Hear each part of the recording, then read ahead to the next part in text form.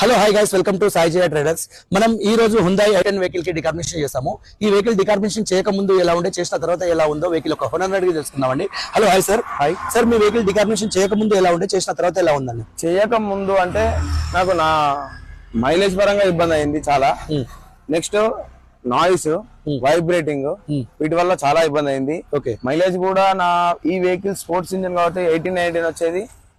నాకు ఇప్పుడు దాదాపు 10-11 దిగింది. ఓకే. అందుకే కార్బన్ చేయించుకున్న తర్వాత ఏంటంటే నాయిస్ క్యాన్సలేషన్ పోయింది, నాయిస్ పోయింది, వైబ్రేటింగ్ పోయింది, పికప్ కూడా పెరిగింది చాలా వరకు. మళ్ళీ నేను వెహికల్ తీసుకున్న టైంలో ఎట్లున్నదో ఇప్పుడు కూడా అంతే ఉన్నది. ఓకే. జెన్యూన్ సర్వీస్ ఉన్నది మీ దగ్గర కూడా. ఓకే, మీరైతే సాటిస్ఫాక్షన్ అయ్యారా? Full satisfaction. Okay sir, public ఏం చెప్తారు? తప్పకుండా వరంగల్ ఆర్ హన్మకొండ ఉన్న ప్రజలు ఎవరైతే కార్ ఓనర్స్ ఉన్నారో వీరిని కూడా సపోర్ట్ చేసుకుంటూ ఒక్కసారి వీరికి కూడా ఒక ఛాన్స్ ఇచ్చుకుంటూ చూడండి. ఇది నేను కూడా ఒక ప్రమోషన్ ద్వారానే తెలుసుకున్నది. ఇక్కడికి వచ్చి చూశాను, రిజల్ట్ బాగుంది. ఓకే. ప్రతి ఒక్కరు వచ్చి సర్వీస్ చేయించుకోగలరు. Okay sir, thank you. Okay.